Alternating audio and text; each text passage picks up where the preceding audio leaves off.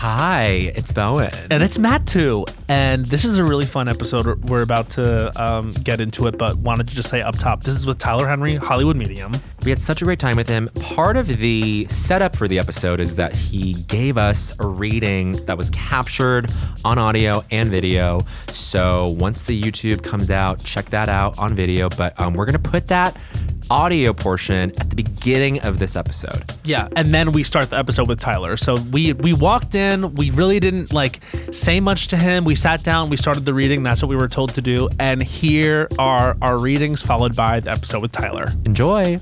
Thank you for having me. Thank you for coming. Here. This is the coolest. I mean, it's surreal to even see you in person, let alone have you do this for us. Likewise. I'm a huge fan. I'm really excited to delve in, and we're going to talk more at length after this as well. But I figured today I'd just kind of give you guys an introduction into kind of what it is that I do. Yeah. It's one thing to be interviewed about it. It's another thing to actually demonstrate it and watch it. And so Totally. it kind of, it's a bit of a teaching process as we kind of learn through the reading. So I'll basically scribble.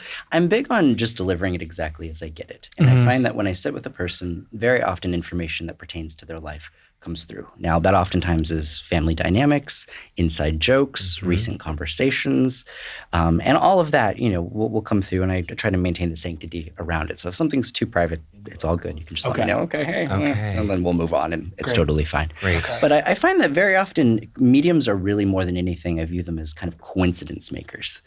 They come into our life, and they kind of help us make connections with things that we wouldn't ordinarily connect with. And that can be really transformative and insightful, and we'll see what happens. Okay. Does that sound good before we get started? Great. Sounds great. Now, the less I know, the better, generally going into all of these things, because I never want to have bias kind of impede what I do. So with two people, I'll kind of go back and forth. Scribbling just kind of my way of turning on. And I aim for about 80% to connect, but there might be a 20% portion we check with other friends or family. I'm going to go back and forth. Sure.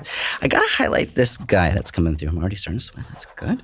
I'm going to start with you, and then I'll kind of jump back and forth. So when we talk with you, I want to kind of, oddly enough, go back decades. I want to bring up this guy that's coming through who's hitting me on a grandfather level. Yeah. And this guy is coming in, and I can tell that he would have been passed for decades. This is not a recent passing. It's something that would have been kind of long ago. They show me this dichotomy between a death and then shortly thereafter, like a birth. So if somebody wasn't able to meet a grandparent or meet grandpa within family, it kind of reminds me of what I myself went through with my own grandfather. He died in the 80s, and I was born in the 90s. And we were never able to meet in a physical sense. There is an aspect there that does come through within family, and it would have been quite some time ago. Without giving anything away, do you know of any men on mom's side of family who would have gone kind of prematurely? Yeah. The way I would describe this with this guy is he gives me this feeling of working, and then I stop working, and then I die. And I don't mean to laugh, but there's kind of a joke about this in family of people either saying you worked your whole life only to just pass away. And that comes in over and over again. This guy comes across and is striking me with this feeling of feeling a lot older than I actually was when I passed. That basically indicates that someone's physicality felt older than they actually were when they went. This guy strikes me as kind of a little past middle age, if I had to say, just in the realm that it's kind of hitting me. But physically, I feel kind of yucky. I feel like even if I'm in my 50s, I feel like I'm in my 70s. It's kind of the only way to describe it, in the sense of just not wanting to complain, but feeling ran down in some kind of larger way. So that guy pops in really, really clearly. There's a funniness around a confusion of, when you list everybody's name in the family except the person you're intending to say. So it would be like, Carol, Kristen, and then I end up saying the person's name, and I'm like, whichever one. I go down the whole list of family members until I get to the one. They're wanting me to joke about that in some capacity, in some way. I have to highlight two similar, one different. They're bringing up mom's side, and I have to highlight, we're going to get into specifics here, and then I'm going to jump back and forth. I have to bring up a situation for some reason on mom's side of family, and this is good to look into, where someone would have dealt with a cancer that kind of started lower and then went higher. So if we talk about something that starts kind of in our physical body in a lower area and then spreads and essentially causes me to become overwhelmed with cancer and goes into a secondary bout, they're kind of having me bring up that, but then they're also having me highlight an acknowledgement around your mother's sister, I think. Does your mother have a sister? Yeah. Okay. At the time that Grandpa passed, Oh. You have an uncle. Do you have an uncle on mom's side of family? Yes. Don't give away too much with this one, but there's an interesting thing in the way this comes across. At the time in which Grandpa passed, there's this feeling of not being resolved with my son. Yeah. And the way that I would word this is they're having me highlight Grandpa's namesake. This is and unreal. His name being passed on. But this feeling of the girls have a different interpretation of father relationship than the son in this equation. So if like the mom and sister feel a certain way, and it's different than perhaps how their brother had initially felt, they're kind of separating this into a bit of a dichotomy. All of that to say, there's this feeling that comes through related to this older woman who would be like a grandmother that I want to bring up. And she's just kind of on the sidelines, the way this comes through. But grandchildren would not have been able to fully say goodbye or have the send-off. And that's kind of what's interesting for me around her situation, is if she wasn't able to have her grandkids by her side when she passed, just kind of this feeling like, it's all good. I don't need people to see me or be there physically to kind of do that. But it definitely comes in as a feeling of wanting to bring up both of them. I need to highlight, this is good to keep in mind for you, Bowen. Within family, keep in mind, they do put an emphasis on living people, which is, it's a mixed bag. Remember that I'm saying this with older family members. I have older parents myself. I'm an only child. My parents are kind of closer to over 60 now. And they're having me talk about conversations around parents getting older and health and well-being. And in the way this comes across, just remember that I'm saying if anyone in your family, particularly on dad's side, runs the risk of any filtration-related problems, that to me usually goes like liver, kidney, pancreas, even though it's more digestive. Remember that I'm saying that? I kind of feel like there's going to be a situation there. Nothing related to you directly, but I'm kind of going back more. There's an acknowledgement of a guy who's born with something on his face or a distinct birthmark. There's an acknowledgement of a baby that was born with a full head of hair that I have to joke about or talk about. Wow. And some of these things might like immediately connect, some might not, and they're worth looking into. Yeah. But they're having me bring up just overall health, cognizance, awareness. It wouldn't surprise me within your family if we see any living family members who kind of start going through some changes, particularly one family member that might cognitively just start going through some shifts. Okay. The way I would word this is, it doesn't seem like a large concern, but it's just kind of almost like, keep an eye on this, because there is this dynamic of people coming together. There's acknowledgement of geographical travel. I have to talk about like trips. They're bringing up like heavy conversations. There's a lot here. One thing to keep in mind for the next 2 years for you, if you have any opportunities regarding publishing a book or writing a book and in a collaborative way, they're bringing that up in a very, very positive, hopeful sense. There is kind of an odd element that comes through in the long run, which might be interesting, of you. And then I'm seeing funny, but history. So if there's any historical figures that you end up being able to like cover in a funny way, historical events in a funny way, I'm putting like teaching tool history, but funny. And this is insane.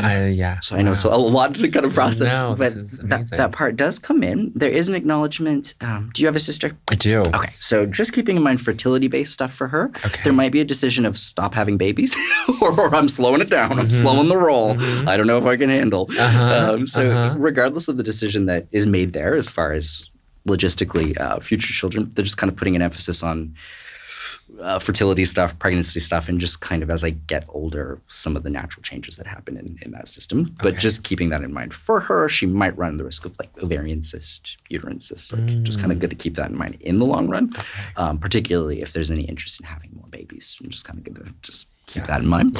I do want to bring up also an acknowledgement around this is kind of, I can draw a parallel with myself here.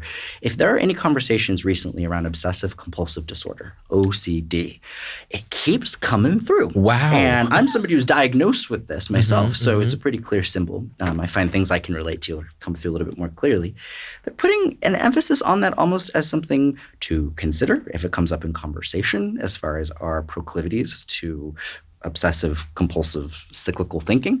They kind of are acknowledging that. And sometimes that can help provide an answer to a question. Sometimes can provide clarification. But it's just good to keep in mind that that kind of is around in the way this comes through. And that would pop in there.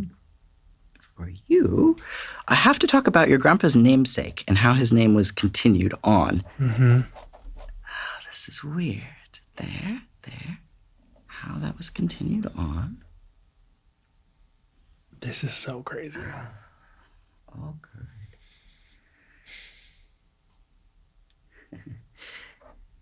These two come through together, and it's interesting when we talk about like Grandpa a long time ago. Did Grandma pass more recently? More recently. I want to highlight that situation. She has me feeling thin, like I got thin, or I'm talking about weight fluctuation and my ability to basically take nutrients from my food.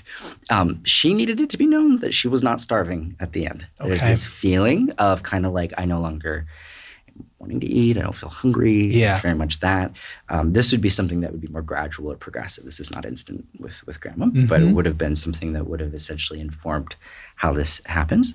There is an acknowledgement of favoring one sister more than the other as far as bringing one up.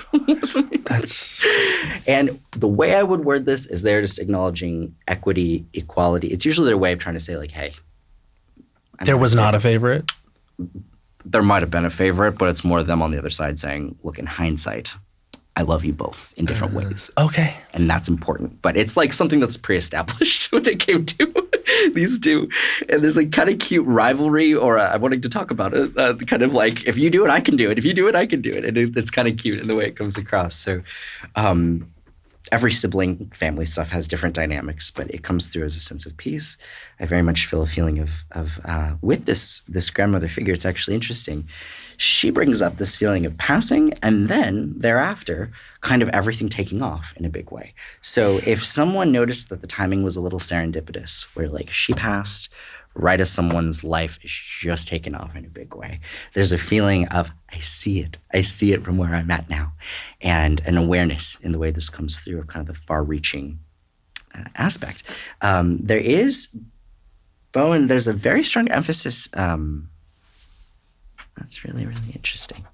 When we look into family lore in your family, as far as history goes, details might be a little back and forth. Yes. One interesting thing that comes through for you is actually discovering a lot about family later on in life than we were ever actually able to access earlier on. And so that may provide an opportunity to kind of fill in the blanks with parents, their history, family, what happened, what informed getting people here to there.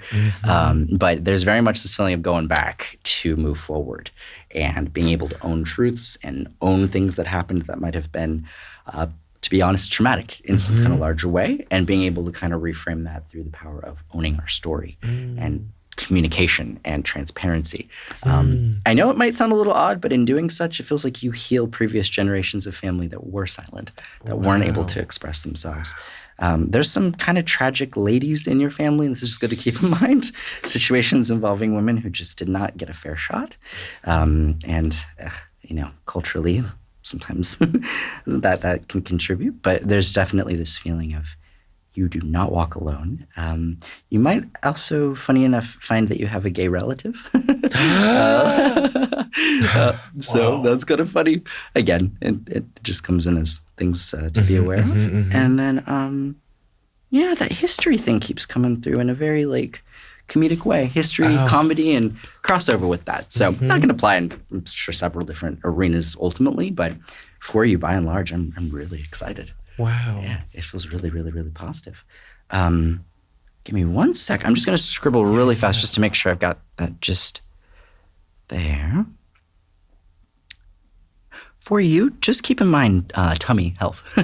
When we go to stomach, digestive, kind of that arena, just remember that I'm saying that there is a little bit of an emphasis on inflammatory stuff. So not a problem unless you end up noticing it, in which case, we go to a doctor, no big deal. But like stomach might respond to stress as far as like when we're going about our day-to-day life. Just remember that might be kind of a litmus test for overall health. And that's kind of good to consider. For you, it's good to keep in mind any air travel that you do, like getting in a plane or whatever, they are bringing up ear, nose, and throat. And that comes through very strongly. Okay. That runs the risk every single time you fly of in some capacity kind of going south or dealing with congestion in the long term. So just being mindful of that, it's almost like if you plan these long, flights, there's this feeling of, people, we're going to have to prepare and kind of put in our calendar some time to heal and to kind of just deal with the inevitable that comes from this in a way that would be more than your average person. So just being mindful of that is good. I feel really, really positive, by and large with that. There'd be that aspect. Okay, cool. And just remember that I'm saying this because these things sometimes will just pop in randomly. Mm-hmm. Your mom is still alive? Yes. Okay. Keep in mind, they're bringing me to one of her eyes.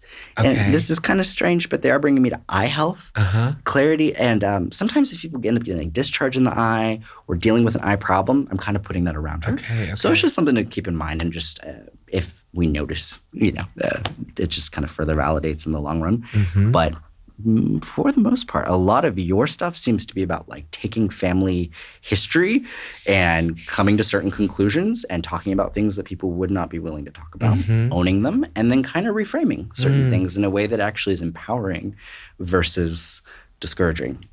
Shame is a very powerful emotion, and I think in so many ways in this lifetime, there's this sense of you being able to kind of, the buck stops with you, end it with you in a big way. And as you do that, I feel like those who came before you also heal through your openness, through your vulnerability, and the courage that takes.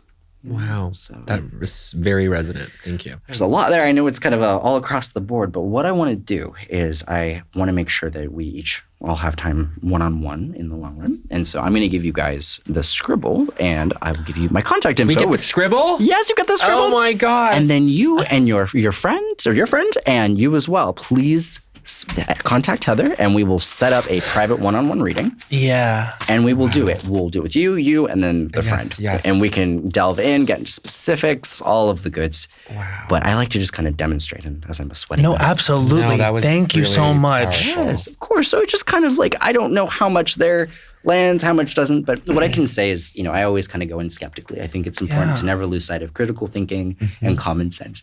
But my goal when I meet with people is really just to relay actual information, details that can kind of help people make connections that they wouldn't ordinarily make. And as a result, kind of hopefully move forward a little bit lighter. You might be able to deliver some messages to mom. Totally. There's this sense of, dealing with that brother situation at the time that grandpa passed did not look easy, and kind of added more pain to an already difficult situation. So. Yeah. Okay, so if you feel good, then we can start and bring you in and talk about this because there's so much to talk about. Look, man. Where? Oh, I see. Wow. My. Bowen, look over there. Wow, is that culture? Yes. Oh, my goodness. Wow. Yeah. Las Culturistas. Ding dong, Las Culturistas calling. Breathless vibes. We just had a moment. Yeah, we did. We just had an experience. And I'm not terribly shocked either. Me neither, but I am surprised by what came through. I was really manifesting something else. Me too. Very pleasantly surprised. Yes, me as well. And it's kind of there's something very, I would say, healing about our guest. Yeah. I've always thought this. I've always thought, wow, he seems really, like when he's with these people, at least the people we've seen on TV, there is such a, I don't know. He has like an ASMR tone to his timbre a little bit. You know what I mean? I mean, like, first of all, like, I could sit, and luckily exclamation point makes it very available. I could sit and watch YouTube videos of our guests. We've done it for years at this point. I remember you introduced me to our guest and I was like, this guy is special. Well, just watching a series of people in a moment realize that what's happening is really happening. And we just had that experience. Yeah. I mean, this gets said a lot on the show and in various YouTube clips that you can watch, and the show on Netflix, etc. There's so much to consume about our guests, including a tour. But I just want to say, everyone always has that thing of like, where you start to realize that it's real.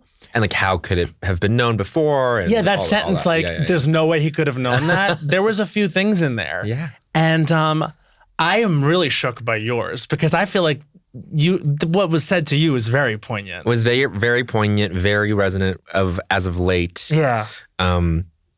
Just the words family lore were brought up. Family lore. And about how that's been a little, I've sort of misaligned it. And when I tell other people about it, like the story kind of is amorphous and unwieldy. And like, this is an opportunity to really get down to the anchor points of what the story is and to own it and to move forward. And that's been a lifelong thing for me, a narrative for me. And talk about how you're feeling, because I could feel the impact. Well, to be honest with you, like, it's a little bit of a blur because there was so much there in terms of specificity, and I want to get into it because, like, I think that will really help. Yes. There was a lot of acknowledgement. Yeah. And I think that acknowledgement will really help members of my family. Yep. And also, he said something health-wise about really both of us, but I'll be watching. I'll be watching. Going forward. And that's why you need this experience. Get on the thousands of people long waiting list, maybe 1 million at this point, or just tune into everything and get this experience when Tyler Henry hits the road, because this is very special. This is, he's an author, he's a television star, he's incredible at what he does. We're going to get into it. And I think it's... Yeah, he's just launched the collective. He's going on tour. Yes. We're going to talk about all of it. Everyone please welcome Tyler Henry! Oh my goodness. I saw this coming. Yeah, you sure did. You really are good. How was that for you? Oh, fascinating. It's so interesting going into it because you never know what's going to come through. Yeah. I aim when I do a reading to be able to connect to timely information, stuff that's going on either in the here and the now or never got dealt with. And just those moments of affirmation, or as you said, acknowledgement, I find can really act as a catalyst in a person's life. And that transcends belief. Yeah. Yes, you were saying that you view what you do as coincidence making? Yes. Am I phrasing that correctly? Absolutely. And I feel like I completely understand that sort of idea. There's something, phrase that was coined by one of the leading psychotherapists, Carl Jung, and he referred to meaningful coincidences as synchronicity, moments in which life seems to synchronize. And those moments I find are a huge part of this work. You're bringing certain things to people's attention as a way for them to kind of make connections or have a sense of affirmation. I mean, I'm kind of struck by, like, as it's coming to you, obviously, I mean, it was very surreal to see the scribbles in real life, and you are so somatically, like, engaged, and I wonder, obviously it's visual with the scribbles, but, like, what are you seeing? Can you describe in whatever terms you want, like, what that is like for you to sort of go there? Yeah, like what happens? Yeah, well, it's not like Oda Mae Brown. My head doesn't spin around and the spirits are in my ear. But it is one of those things where I get into an altered state of consciousness where I basically just actively daydream. And it's what a lot of people do in high school when they're sitting there and the teacher's wah, wah, wah. Yeah. But in my case, I've learned how to kind of refine it paired with scribbling. And that allows me to kind of pick up on subtle nuances, things that I think we all are exposed to but often miss because of our own implicit biases. So when I get in that state, I oftentimes will get parallels between my own life and the person I'm reading. And if, for example, someone has a Henry and my name's Tyler Henry, sometimes I'll see myself as an image. Did you just see that? Yeah, it's weird. Oh my God. I've got a Henry. We both have Henrys. pretty important Henrys. And it's funny because of that name and the way it comes through is just like, right there. But they use me as a way to kind of communicate their message. So my own lived experiences, things I've gone through, they draw parallels, and it reflects that consciousness is so much more than just one thing. Yeah. I have to say, like, just to speak about the reading right now, like, I don't know if this is something that you like to have after the reading, but I do want to let you know that my grandfather's name was John, so was his son, so was his son. So when you talked about the namesake being passed down, that really resonated. And also, my grandfather did pass away of a heart attack when my mother was 28, actually the year before. When she was 27, the year before I was born. And actually, as a result of that tragedy happening, it was actually my parents had broken up and they got back together because I think they realized that, like, life was too short and they were in love.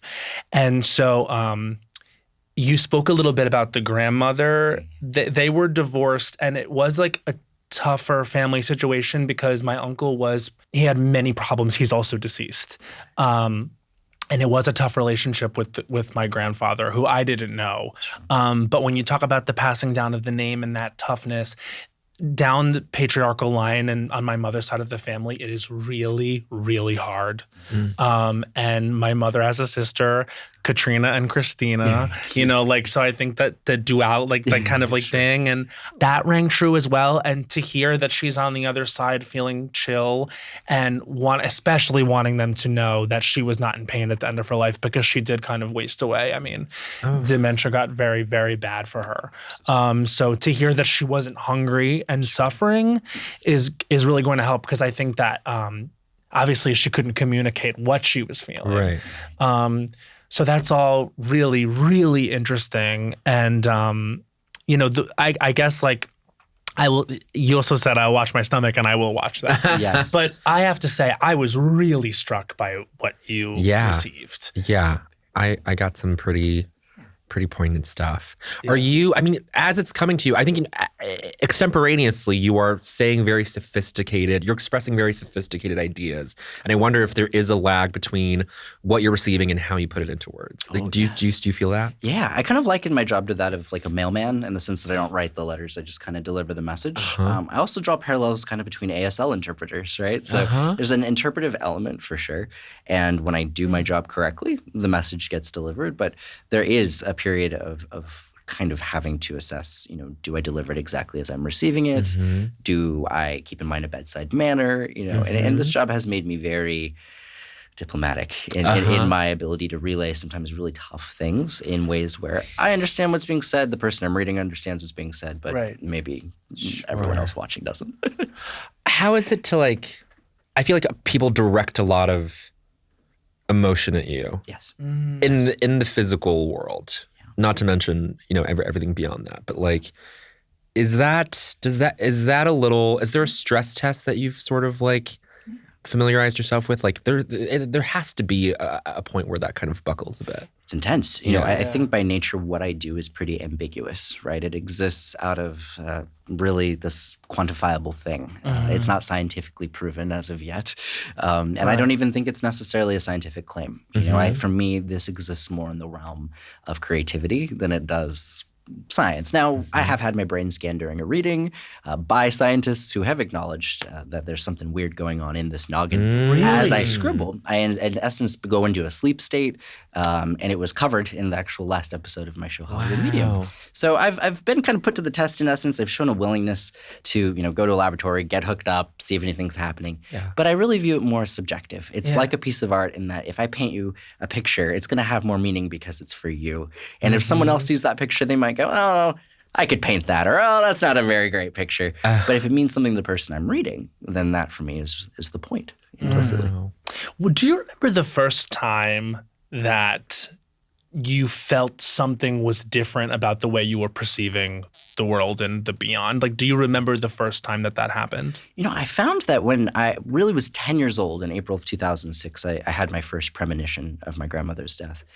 But there were so many moments as a kid, as an only child who very much was a loner and very much kept to myself, that I found that I would just so often see myself in other people. And it's kind of a hard thing to explain, but I never truly felt alone despite spending a lot of time alone. And when I would sit with people, we'd oftentimes go into these really deep conversations, even when I was a kid, and even when talking to adults, that I could just tell was not normal. And so I found that often what I was guided to discuss with people, they would acknowledge as being timely or maybe important or maybe something on their heart. And then I kind of learned, okay, there's something to this. There's an intuition behind why I'm bringing up the things I bring up. Yes. Now, on that topic of guidance or being guided, how much of what your reception is your own intuition, something in the form of a guide, something in the form of what is kind of kinetically happening through the scribbles? How does that all come together for you? I'm so curious. Well, the scribbles just kind of act as a process that allows me to open up and kind of turn on, so that when I'm not scribbling, I can kind of turn off and maintain a conversation. But when I open up, it's basically a process in which there are a lot of impressions that I have to navigate and then deliver. And very oftentimes, it'll be very clear. And then other times I have to make inferences based off of the symbology that comes through. Yeah. So it gets kind of convoluted sometimes in certain explanations. I think there's an aspect of intuitive pull that one might have sometimes just to say things. And even if you don't know where it's coming from, if it makes sense, it has value. I wonder too, like, so this is when you were very young that you first realized this, what, 9, 10? 10 years old. 10. Yes. So that's usually the age too when you start realizing a lot of things about yourself. So there's a lot to reconcile. You're becoming yourself and you're stepping into your identity, and also there's this other thing. Yes. I wonder, like, when you were younger, did you experience like overwhelm and anxiety about this stuff? And like, your mother figures into your show. Yes. But I wonder, like, how difficult was that to have not only the burden of growing up and everything that comes with that, no matter who you are, sure, but also this other thing, and how did that manifest itself in your life? Yeah, I think in many ways I'm thankful for being gay. Yeah. Because I feel like it helped me from a very early age understand that there are going to be people who inherently don't like you for being different. Yeah. And coming to that conclusion was a tough pill to swallow, especially as someone who was sensitive and still very sensitive. Yeah. And but I learned to kind of reframe it, to view it as something that was worth having courage for. Yeah. And that individuality and that self-sacrifice ultimately was worth it. And I think is worth it for anybody who can live and be true to who they are. You know, the world responds. But it was a challenge. I grew up in a very conservative household who a lot of Christians in particular of the denomination I came from, were not into mediums, felt that it was the devil. And being villainized in that way, I think a lot of gay people can relate to, of being told there's something wrong with you. But to be able to then take a step back and realize, that what makes us unique is our superpower, that it's one of the greatest gifts we can give to the world is that courage to be true to who we are and what makes us different. And that's the lesson I learned. Yeah. You grew up in California? I did. Central California. It's a lot of agriculture. We got cows. We got prisons. We got cows. We got cows in prisons. If you get in trouble, you just walk across the street and they just put you in the prison. Oh my God. Yes. I mean, like, growing up there, do you feel this like directional pull to the cities in the state? Like, right? Like, Totally. Was that always like a target you were calling? Like, if I had my druthers, once I get them, I'm gonna like skip town. Yes. Well, I was lucky enough. Hanford had a train station, and they would take us to L.A. when I was but a munchkin. I was I don't know if that's politically correct. I was little. I was a child. Munchkin is fine. Under 18. I was around 16, 17. I would hop on the train and go to L.A. And sometimes I'd tell my parents. Sometimes I wouldn't. I'd be like, later. And that allowed me to both have an identity, have some individuality, have some freedom. I never got in any trouble, short of a couple things. Yeah. But that allowed me to really put it to the test and be able to see that I can rely on myself, that there is hope, and that if you stick around, life generally does get better. Yeah. And so at what point, like you talk about growing up in California, you're drawn to LA. Eventually you do move there, and we have Tyler Henry Hollywood Medium, which is really the show that puts you on the map. So the conceit of that show is Tyler doesn't know celebrities. Like, he doesn't know who these people are. He's coming in blind.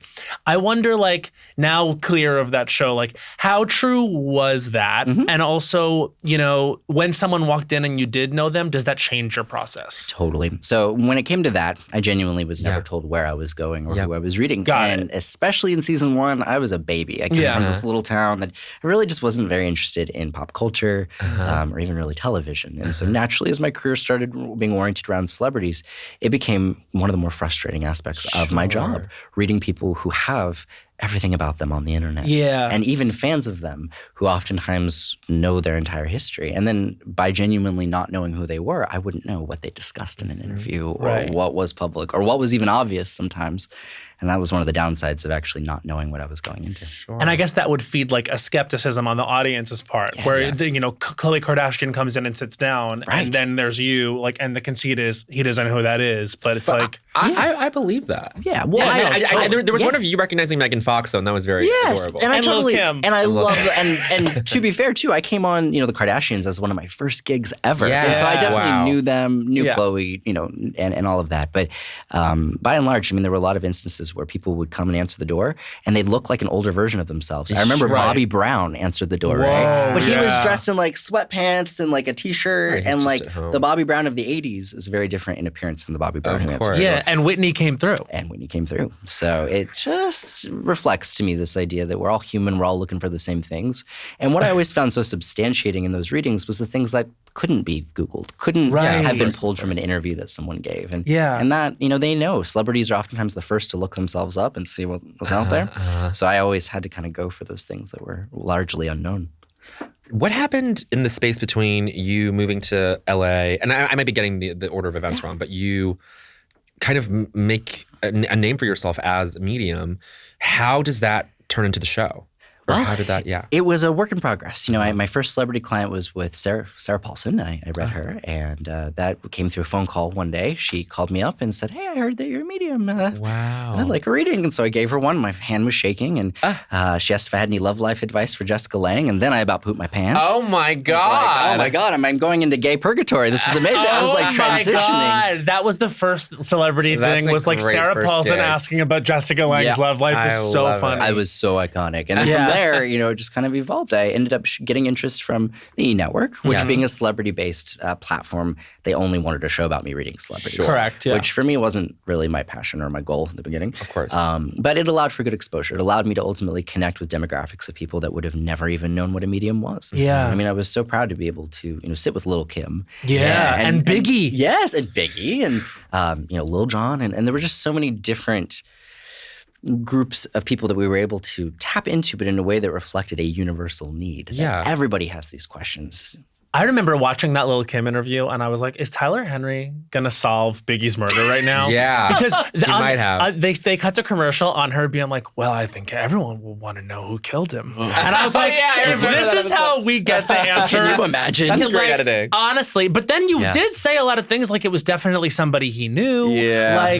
And that is, I think as time goes by, I'm not going to say anything, but it becomes clearer that may have been the case. I feel like it's got to be kind of surreal when it becomes like a really big question, or when it comes to fruition and you were correct in such an alarming way. Like, for example, when you mentioned to Alan Thicke that he needed to watch his heart. That was so... That had to be very sobering to realize what had happened for you. And I wonder, do you ever hedge when you're telling someone what is really going on? Like, you don't want to tell Alan Thicke that you see a massive heart attack coming his way. Right. All I can really do is deliver the information. And it's been one of the most challenging parts of my job, because there isn't a school you can go to become a medium, right? Or read a book and understand the ins and outs of the complexities of that job. So when I sit with someone, I view it as a responsibility to impart with them something valuable, something they can take and apply in a practical way in their life. And in that case with Alan, it was, you need to go get your heart checked. But I went on about it for about 2 to 3 minutes. And even I saw the unedited clip thereafter they'd sent it, and I just was railing on him about going and doing this. And he just laughed it off and said, "Oh, thanks, Dr. Tyler." Yeah, he did not take it seriously. And it was frustrating, because the bottom line is all older men should keep in mind their heart. Everyone at the bottom line should get a checkup. If you have health insurance, be on top of your health if you can. And you need to book the ENT. So I need to book the ENT. I literally got off a plane the other day, and I am, my throat. He has not been well. It's so funny, and he often does need more rest after. Oh my gosh, you do. He flies a lot, and he travels a lot. I'm saying, that is the thing. Like, him mentioning air travel and needing to rest.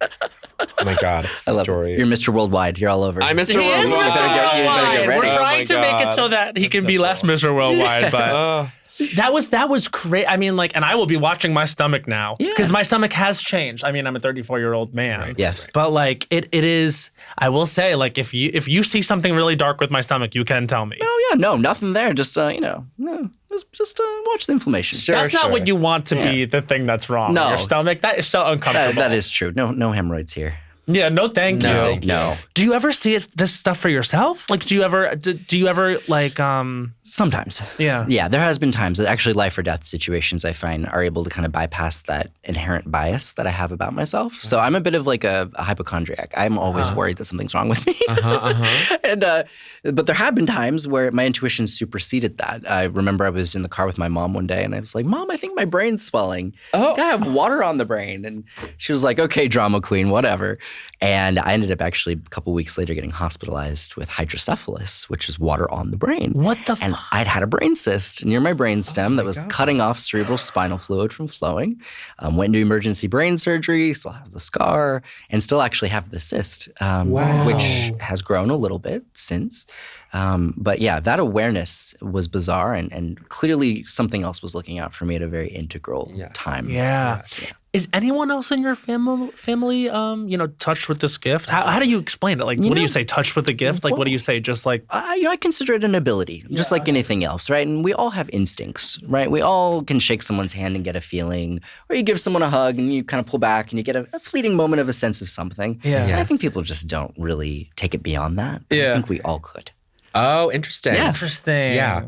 Totally. But you were so attuned to this moment with your grandmother as a child that it kind of was undeniable, probably. And being an only child and being a loner actually helped me, I think, in some ways. It allowed me to not be influenced by other people's ideas of what is okay and what's not okay and what's appropriate and what's inappropriate. And so I would, sometimes tell my teachers things about themselves. Whoa. My algebra teacher in ninth grade, I shared with her a message from her former mother-in-law and got into descriptions of what led to her divorce and various things. Whoa. And it was very humbling because, in a certain way, she had tears in her eyes and the tables had kind of turned and from a kind of power dynamic of, you're there with your teacher.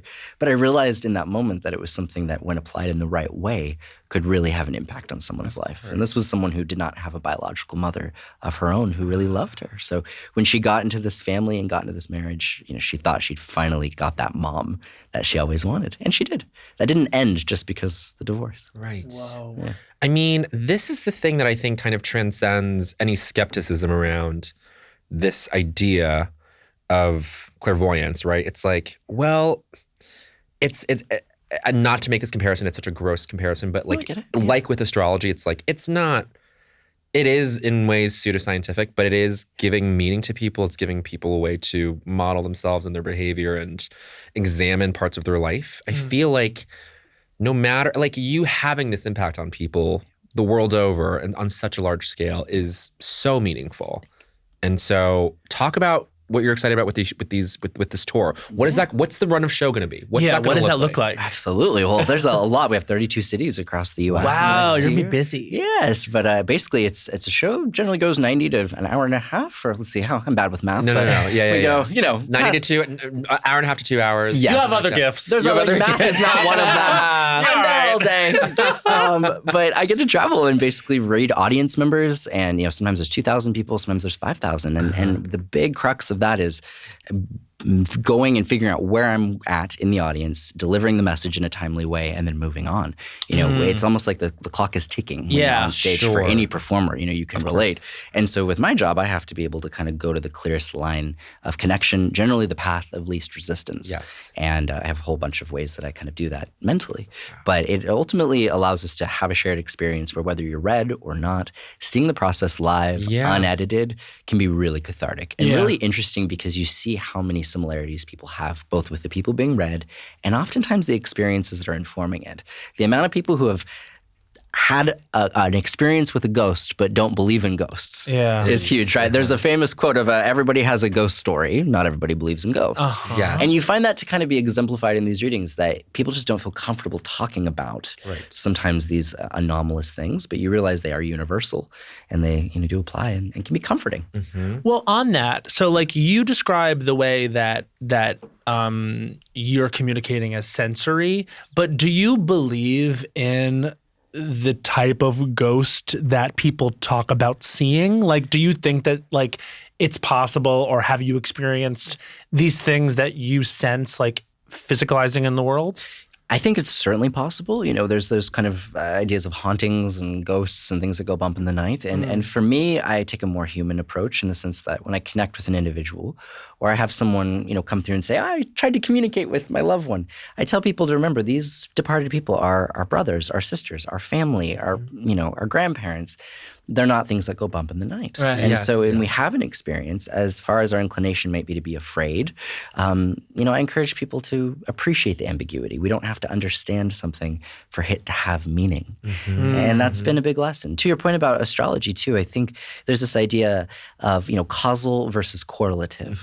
And I do not believe that the stars, cause things to happen here. What I do think is that there are certain correlations that have been made archetypally. Yes. The way that things are seem to often reflect a deeper pattern. And for me, that's what a lot of metaphysics kind of revolves around, is the underlying patterns of reality, but not in a causal sense, more of a correlative sense. Sure. Of course. I feel like I have to say, like, a recent theme on this podcast is we went to a psychic in New York, and the experience ended up being one where I'm very sensitive and susceptible as well. Bowen is more discerning than me, especially in this situation. But I ended up losing a lot of money because someone kind of ran me around. And I think that what I so appreciate about what you do and what you've done for us is that you've given us helpful healing information and you've sort of pointed us, but you're not scaring us. Yeah. I think that's what I was dealing with, is I was kind of put in a position where essentially I had to pay this person in order for her to do spiritual work.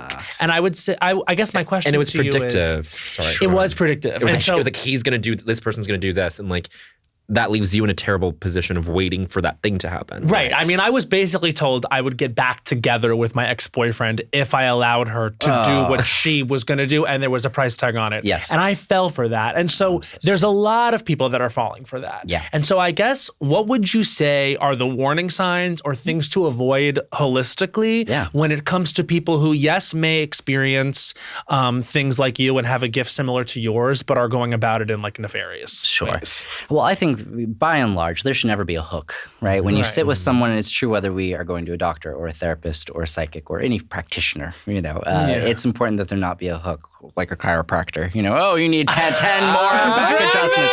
Right? I'm just like, so. And to be fair, it is such a subjective field. Anybody can claim to be a psychic, right? Yeah. There is no better business bureau for psychics. Mm-hmm. And because of that, it leads to a whole menagerie of different personalities. But I find with people, generally good advice is to go through a recommendation of someone that has been seen by someone that you know. That's usually a good angle to go.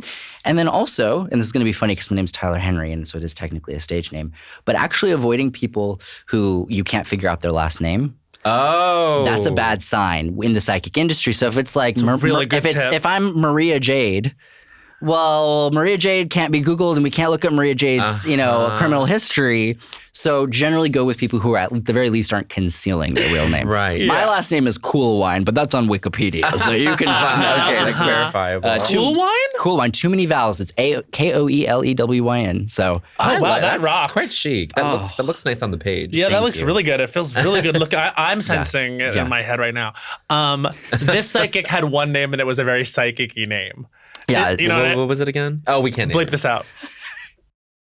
That is the most psychic name out there. It was literally the most psychic name. Yes. That is so funny. That is funny. Before leading into the question that's like the central question of this podcast, there's so much media about psychics, and like we have Medium, which starred Patricia Arquette, which was based on Alison Dubois. Yes. We've got lots of things out there, such as The Sixth Sense. Yes. Obviously by M. Night Shyamalan. That was kind of like a huge pop culture moment. Yes. I wonder, is there a piece of media that is related to what you do that you feel you really identify with?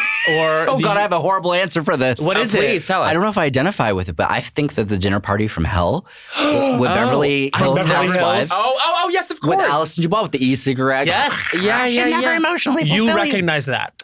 Fascinating. I think that's such a good demonstration that conveys the fact that mediums are people. Yeah. And they can get drunk just like everybody else. Yeah. And they aren't these infallible creatures who are like these mythical saints that deserve to be revered. Mediums and the people who have this ability genuinely are usually tortured people. And Alison herself in her books has talked about alcohol and how as a medium it's very easy to self-medicate. And so I felt that despite that the fact that it was handled all wrong, years later, we find that the message that she had did indeed end up being true. Right. It was not done in the right way, nor at the right time or place, but they also pushed her. And so I think it was so interesting just to see that almost like a cornered animal, what they do, how they respond. And she responded. And I think it really created a broader conversation about ethics, what's right, what's wrong in that setting. Yeah. But it was just a fascinating piece of entertainment right there. Right. There is a danger to it. I'm sure you felt, and you don't have to bring up an example, but like I'm sure you have felt somewhat endangered in that situation where people are, as what I was saying earlier, people are coming at you with so much expectation and baggage, and they want you to be this infallible person. Right. And I think it's so important to remind people this work is humbling. And every single day I'm reminded of any inclination of an answer that I seem to get only brings up a million more questions. And it is so humbling to realize that I don't have to have all the answers, that I don't even have to have a semblance of them to feel that joy that is brought through, from those on the other side, and to know that there's more to life than what we see. And there's a certain self-assuredness there. I'm willing to deal with being criticized and deal with skepticism up the kazoo since I was a teenager, because I know that inherently what I'm doing is real. And when you know that, when you close your eyes at night and go to bed and you're like, I know that was real, even if no one else believed in it, there's a certain confidence that comes from that has allowed me to keep going. Yeah. That's real self-knowledge. That is self-knowledge that is not defined by other people. Yes. And pretty amazing that you were able to have that self-knowledge and be confident at a young age, because it was something, like I said, when you are so convinced you're a freak no matter who you are when you're 10, 11 years old, it's really kind of impressive that you were able to be like, no, I'm standing here with my own 2 feet. This is my truth. And not that I can prove it, but I will prove it. Yeah. And you have, obviously. And that's a fork in the road. It's an inflection point where either you go full tilt into being whatever freak you think you are, or you start to correct, quote unquote, that thing. And that is kind of... which would be a total shame. Right. You know? Absolutely. So the central question of our podcast is, Tyler Henry, what was the culture that made you say culture was for you? So this is basically that formative pop culture that now Tyler now knows that's how Tyler now started from Tyler then and became you. I will actually say the Amanda Show on Nickelodeon. Timely. Amanda Bynes. Oh my God. Extraordinarily timely. Supernatural gift over there too. I think it's actually extremely timely because it shows how she was able to both go through so much as a child star, as so many do, but also to be able to carry a show on her own, to show and to give access from a larger audience that kids are multifaceted, that they're not just these little things that, need Teletubbies.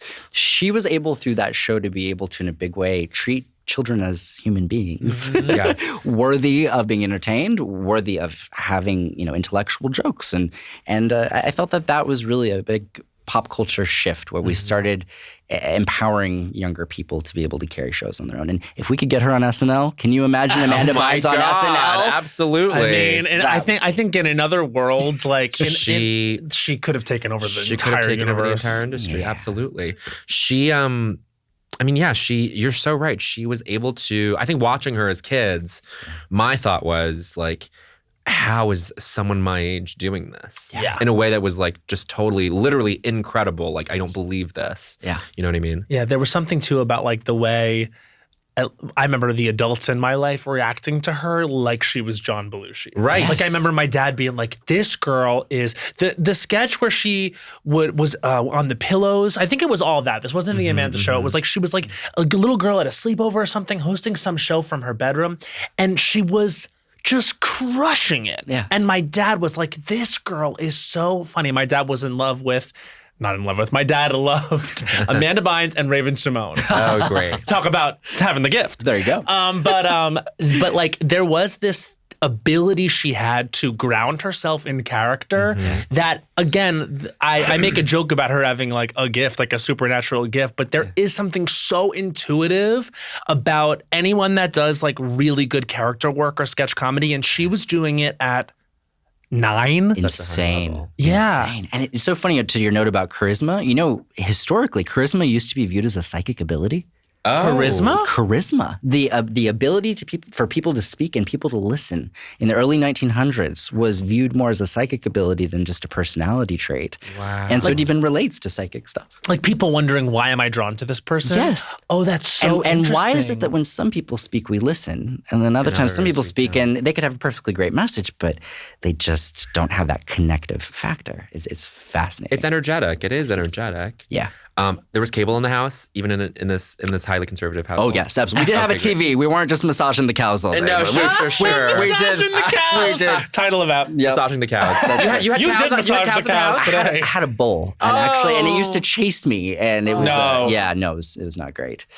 The bull would chase you. The bull would chase me. He ended up, I think his name was T-Bone. T-bone. Which was very apt. Yeah, for a bull, sure. And then he ended up getting turned into a T-bone. But I'm a vegetarian, so it worked out. It wasn't me. I didn't kill the gun. Now, this is going to be a bizarre question, but do you believe that your ability to connect informs your vegetarianism? Somewhat. I somewhat there. I mean, look, I try not to overthink it when I'm eating, like, if I'm at, maybe not Chick-fil-A, but if I'm eating, I try to, I'm selectively, of course, to be honest, vegetarian. But got it. Yeah, no. But does that have to, I guess what we're asking is, do you think there is a connection there with your ability? Yeah, I think for sure. I think when it comes to just putting things in your body generally, if there's a lot of trauma behind that, which behind that organism went through to get into your body, I don't know how I feel as far as a consensus goes, but I try to avoid, just chowing down on too much. Of course. I feel like the hypochondria that you are diagnosing yourself with is mostly you being extremely thoughtful about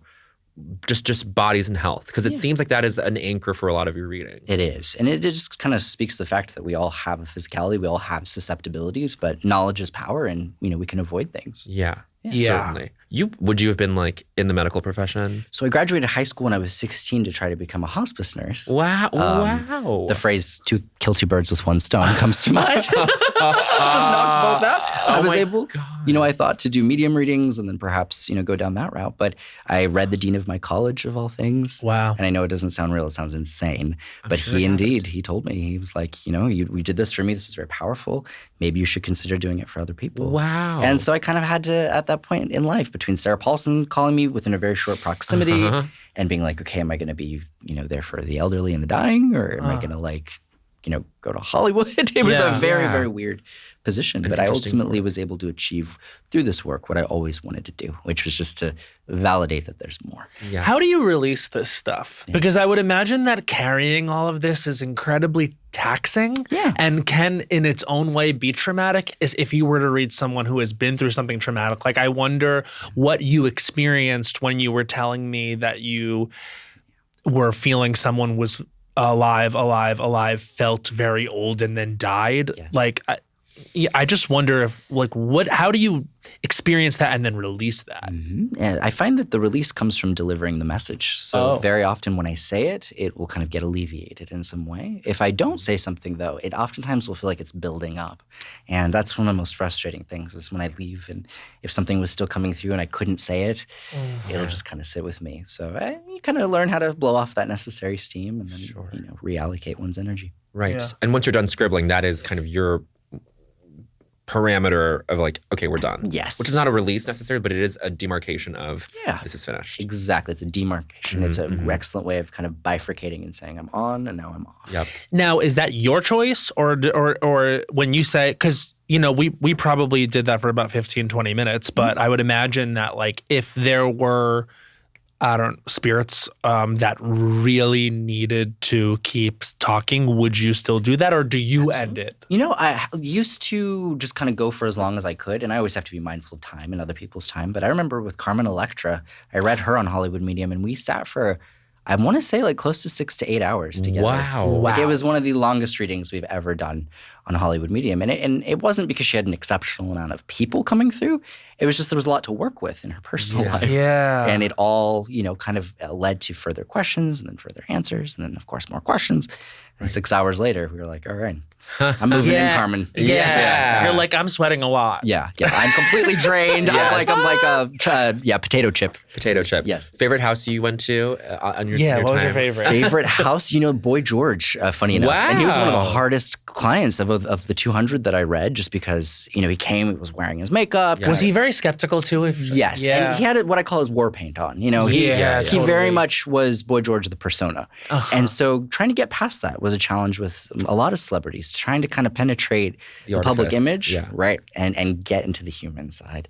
And ultimately I was able to, but that house was fascinating. I mean, it was very clear how hard of a worker he was. His manager was there. Might have been his manager's house. So manager's a hard worker. Oh, you mean Paul Kemsley? PK. He interrupted the reading and actually validated a bunch on camera. If you haven't seen it, you should check it out. Oh my God. PK literally interrupts and is like, no, George, why aren't you validating? You know who this is, who he's talking about. It was hilarious. Wait, I think I remember that episode. Yes. Wow. I think this was even or maybe it was right when Dorit became a thing. Yes. So do you watch The Housewives? Oh, Yeah? Do you ever feel like you So when you were watching the Kyle Richards thing happen, were you like, oh my God, Allison, did you text her? Yeah, you know what? A lot of the mediums don't really care for each other. Really? That's a funny thing too. Yeah, I was wondering. I will tell you, because I think it's a career that requires, for one, it's more than a career, it's a calling. And it's a calling that requires people to have confidence in who they are and what they feel. And like performers, that can sometimes lead to personalities that are very intense, very centered around themselves, and that doesn't always allow people to play well with others. Yeah, there are these emotional barriers where someone might feel perturbed or destabilized by being in the presence of another medium, where they're like, oh, I imagine insecurity comes into play. Yeah. And you know what I mean? Yeah. But I feel like you seem so secure in what you do. Thank you. I try my best. We all have our stuff, but I just try to kind of own the vulnerability. Yes. Is there a medium that you looked up to? Yeah, there's a British medium named Lisa Williams. She's not as well known, but she used to have a show on Lifetime. And I really liked her approach. She would sit with people and just kind of ramble. And I love that. It wasn't, 1,000 questions. It was very much just let me sit and let me talk and get it all out. And it would have very powerful effects on people. So I find that the less the person has to say, the better as far as the client being read. You want the medium to do the majority of the talking. Well, with some people, that's not a problem. Like Teresa Caputo will just go off. Oh, yeah. She'll bulldoze. She'll bulldoze you. Absolutely. She will bulldoze. But, different people resonate with different mediums. Yeah. And so some people need, the East Coast auntie with the big hair, right? Yeah. And some people want the, quieter gay brother. And that's okay. It's like a therapist. Right. Like Everyone resonates with different sources. Sure. Yeah. Does this make dating difficult for you? I've been with my partner for going on 8 years now. Amazing. Yes, and I'm 28 myself, so it's been since then. Oh, and lovely. if anything, it really helped me. I think something we all can do with intuition is really to go with those first impressions. So often, we are inclined, and I want to say this, it's important that we give people the benefit of the doubt, right? But there are times when we know better, when we meet someone and we know this person isn't right for us. There are right? times when we know better. And then we kick ourselves later on going, gee, why didn't I just listen to that gut feeling, right? And that's something that I helped me in my love life. It allowed me to meet someone who I immediately knew the second I saw his photo, I said out loud, oh, F, I'm going to marry this person. I have to tell you, I think I have the gift too. Yeah. I've had 3 boyfriends. Have you? The first time I saw a picture of each one of them, I said, that's my boyfriend. Wow. I can't swear to God. Yeah. Like 3 months before each of them, I met each of them. I had seen a picture of them. And the second I saw a picture of them, I was like, I know that's going to be my boyfriend. That's powerful because it just goes to show, you know what's for you. Yeah, and like 2 of them I was friends with for a while before we started dating, and I kind of knew the whole time that it was going to become that. And I don't know if I was talking myself into it, but you have competition is all I'm saying. I love to get this man a TV show. Rogers, Hollywood medium. We could take it together. Honestly, people would fill out stadiums. Can you imagine? To see me be like, I felt that too. Yeah, you're stepping back. Same. Yeah. Literally, I just want to say same. I was 100% on board with this the whole time. Bet. Bet. Now you see the photo of your partner. The intuition floods in. Yes. This extends into you meeting him in person. That's right. Yeah. So it was one of those things where I was already in a relationship with someone who was much older than me when I was 19. Oh, damn. And it was one of those things. And I had gotten a dog with him, and we were like, oh, living a little gay life, and then I see this picture of Clint, who is my age. And just the moment I saw that, I knew, okay, my life's going to change radically. This relationship isn't right for me. I'm going to have to give up the dog. I'm going to have to end up living somewhere else.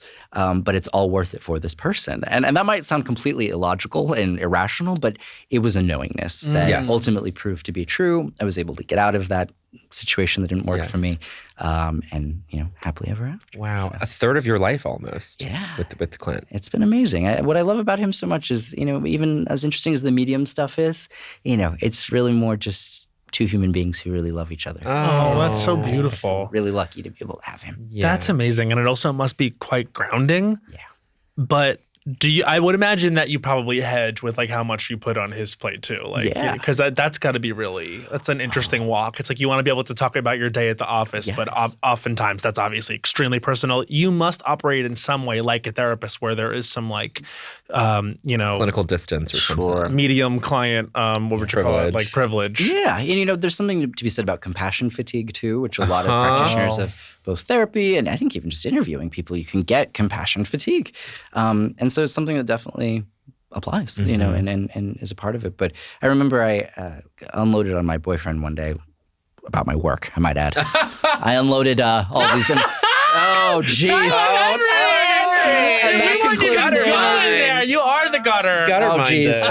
The gutter's coming through. The gutter is coming through. I unloaded. Maybe that's the title of that. A whole message that I had given to someone that day, and it was really heavy. And Clint went to his therapist and told his therapist, "Oh, Tyler told me about his work day," and the therapist said, "Well, tell him to stop." Oh, that's interesting. Yeah, interesting. So I had to learn boundaries and kind of barriers and understanding that I don't want to put other people's stuff on him. Sure. For me, it's just my day-to-day job. I'm able to let it go, but it's not always the same for those around. And what does he do? He basically is my assistant, photographer. Oh, great. Jack of all trades. Love it. He's I don't drive, so he drives me everywhere. Great. Still 28 years old, I know.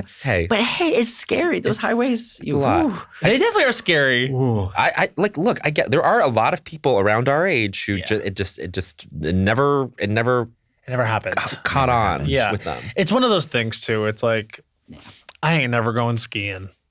Same here. I'm never going skiing because I know what'll happen. I know what the spirits are telling me. Okay. Don't do it. No, sure. Sonny Bono, don't do that. 100%. I mean, that's just one. That's just just one of many. Oh, and so geez. if you don't want to drive, don't drive. Exactly. You have your boyfriend driving you. If he's busy, we know your mom famously drove you. Exactly. She still does. She's outside down the street. Is she actually? She's actually down the street. God. Yes. Tell her She we say loves hello. you and she loves you. Oh my God. Well, Tell her this we say phone. hello. No. Honestly, that is. I'm a hit with the moms. Yes. 4 quadrant over here. There you go. Wait, that's incredible. Like, I have to say, it's just like, I wonder how much of me was skeptical coming in. I will say, I was on the phone with my mother before this. And she goes, well, like you guys are on Instagram and I'm sure you've talked about things. And I was like, I mean, look, in a world where this is the way it works, because we didn't know you. We know that you're on television where a lot of shit is fake. Yes. And so I was prepared for honestly either thing. Yeah. But you brought things up, and I'm sure for you too, because that was very personal and specific. Literally, the side of my family I wasn't even thinking about. Yeah. I have a friend from high school I was hoping would come through, but like this side of my family I think is what needed to come through. And I think it's the things that I literally had probably more questions about, but they weren't top of mind. Sure. Just because my mother is very she's very private. She doesn't share a lot about, her history. Mm-hmm. She very much wanted to be like my mom, and she didn't want to know me. She didn't want really me to know much about like her growing up but I always knew it was tough. Like she describes her life and I'm like, on paper, that sounds like that would have been really hard. So that's what I mean when I say I think what needed to come through for me did. And I feel like, I don't know if you feel like that. I felt that way, definitely. Oh, thank you. I'm excited to talk one-on-one, more in depth. But we really do find that very often the person being read ends up kind of being a medium themselves in the session because they go and tell family members. Oh, yeah. Information that can also kind of secondarily help them. Yes. Yeah. Talk about the collective. How is this working? How do people find out about it? So the collective is basically like a live show, but virtual. And I paired with Mark Cuban's company, By Your Side. So, I'm going to get some free medication. There we go. But no, he created this platform. It's basically like a podcast, basically also though very akin to kind of like a live show where you can bring people up virtually. They can be in Oshkosh or South Africa and they get to interact and everyone gets to watch and have an experience. And I basically do readings on that platform. So I do reading giveaways every week. I do group readings twice a month. And it's just a really great opportunity if people can't come to a live show to get to see that process. Mm-hmm. And people can unsubscribe anytime. So whether they're for 12 months or a month, it's just an opportunity to be able to connect and really see the essence of what I do. See, there's no hook there. Exactly. You can unsubscribe. You can unsubscribe. You can fuck off as far as he can care. And the interesting thing, too, sometimes people will leave, come back, come back. Yeah. And people don't always need to tune in every single group reading. But we have people leave sometimes for 6 months and say, hey, I need a little Tyler time. I'd just like to maybe see, what happens. And then they get something out of it. Yeah. Because I can imagine that this is also something that would really scare people. Like, I feel like we both came in and we were like, we'll see what happens. Sure. But if you have someone that is really close to you that you've lost, or if you're in a really difficult situation or you were in a very confusing situation, I can imagine that interacting with someone like you can feel very vulnerable and revealing. Yes, and it's intense. You never know what the medium's going to say. There's an element of ambiguity. Is it real? Is it fake? Is it objective? Is it subjective? Yeah. And that creates a very liminal space for the person being read. The person being read kind of gets into a state of transition internally where, things have melted away previously and they don't know where things are going to go. And that's a very almost perfect place for a person to be in when they're getting read. That liminality actually helps the process. Sure. What's the count on the number of readings you do in a week, in a month, in a year? Like, do you have that number? Or? It's hard to say because it fluctuates, but okay. I had countless giveaways as far as usually 6 private one-on-ones virtually in a week. And then I have group readings, both in person, virtual group readings every 2 weeks, which sometimes they'll go up to like 10 to 15 people. So it's a lot, but it's like a muscle and one I constantly, kind of have to refine and work on, or else I get kind of constipated spiritually. I get that. Constipated spiritually. Maybe that's title of it. That's right. Constipated, spiritually. Pretty good. Would that be right grammar? Sure. Or you don't even need the comma necessarily. Yeah, constipated spiritually. See, constipated spiritually with the commas kind of like feels like. Oh, if the adverb is coming, if the adverb is coming after the adjective. He's been very on his grammar shit. Oh, I love this. Is going to be a Gwyneth Paltrow candle. What you guys are describing? Oh yes, definitely, definitely. Oh my gosh, what do you see for Taylor Swift? Oh my God, she's everywhere. She's everywhere. You see a lot. Everywhere. I see her constantly. Does she ever come through when someone's reading and she's like, "Hey, my Fortnite drops at 8 p.m. Eastern Standard Time." Can you imagine? I'm seeing friendship bracelets. Oh, jeez. No, it is. She's everywhere. It'll be very interesting to see if she ends up marrying Travis Kelce. Do you see that for her? It's very possible. Ah! Very possible. I think see that for her too. Yeah. They're both stand-up people. Yes. I mean, who are they to ignore the alchemy? As the song says. That was not perfect, but don't get mad at me, Swifties. I feel like it's time for I Don't Think So, Honey. Yes. This is our segment on this podcast that we do every single week. So I have something. I actually don't know if it exists in the world, but if it does, it shouldn't. Okay. And this just came up today, and I need to talk about it. Kind of a theoretical, I don't think so, honey. Correct. This is Matt Rogers, I don't think so, honey. His time starts now. I don't think so, honey. Meth gators. Apparently, like the cocaine bear, gators can get into meth and become a meth gator. Oh, Again, no. I don't know if I read this on a website that's not true, but apparently in Florida, if you flush your drugs down the toilet so the cops don't find them, where they're going is the swamps, and the meth gets eaten by the gators. And can I just tell you, think in your mind's eye what a meth gator is, and if you're not saying, I don't think so, honey, I don't think so, honey. We have a problem with drugs in this 30 country. seconds. We really do. We have to get into Florida, get the drugs out of the homes. And the gators. And get the drugs out the gators. Because unless it's a film directed by Elizabeth Banks, I do not want to see Meth Gator. Did I see Cocaine Bear? Not yet. 15 thought seconds. maybe it wasn't a good thing for the theaters because I thought it would be really loud and like, I don't know, Cocaine Bearish. I can't really bearish that type of film in the theaters. But at home, I can do it. Elizabeth, I'm going to rent it. Meth Gator, Elizabeth Banks, come on. I do think so, honey. And that's 1 minute. Where did you find out about this? Patrick House, our friend House.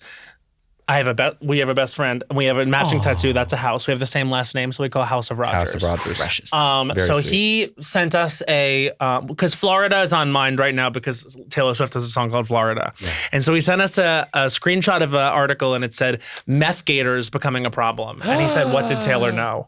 Florida, hell of a drug. I just found out about sheep's head fish. What's that? It is a fish with human teeth. Oh, that's my ex. How did they get that teeth? That's your ex? That's my ex. Look at that. No. Look at that. Those are all over Florida. That is horrid. Isn't that awful? Oh. That's one of the worst things I've ever seen. How? It's you know what, furthermore, I think that's where my copper wire went, was that alligator on meth. Not the meth gator. Meth gator. Can you imagine? And now I kind of love it as a film. I do. Well, talk to Elizabeth. Set that meeting up. I might set a meeting. Like I might set a meeting with Elizabeth. She's a big production company, huge director. You know, she produces all the Pitch Perfects. Oh, there you go. And I believe she directs them. So to think she couldn't get absolutely Meth Gator off the ground. Oh yeah. I think Cocaine Bear was a hit. It was. It was. It was a everywhere. success. It just has some choreography to Alligator. Yes. I think it could be good. Yes. It's the Taylor Swift of movies. It's everywhere. Yeah. Yeah. There you go. Okay. Okay, so now it's going to be Bowen's turn. I have something, and it's spicy? It's spicy. It might rub people the wrong way. That's okay. But it's okay. All right. Well, this is Bowen Young's I Don't Think So, Honey. His time starts now. I don't think so, honey. Santa Monica. I just came from you. Do you live there? Malibu. Oh, good for you. I'm happy for you, Tyler. Thank you. Santa Monica, what are you even still doing? I hadn't been to you in over a decade, and I had to go there for a work event today. And I thought, there's nothing here. Fucking freaks are on the boardwalk every day, screaming, yelling. The roller coaster ain't shit. I don't think so, honey. There's nothing there. Why would I ever go to the West Side? I'm sorry. Since private practice, you have not had a moment, Santa Monica. 30 you have not had a seconds. culturally significant moment. And I don't know. I think for the Olympics in LA in 2028, we better be doing something with that area where Knock it down, put up a parking lot. it's already mostly parking lot, girl. Period. 15 seconds. I think you really build a lot of housing there for people.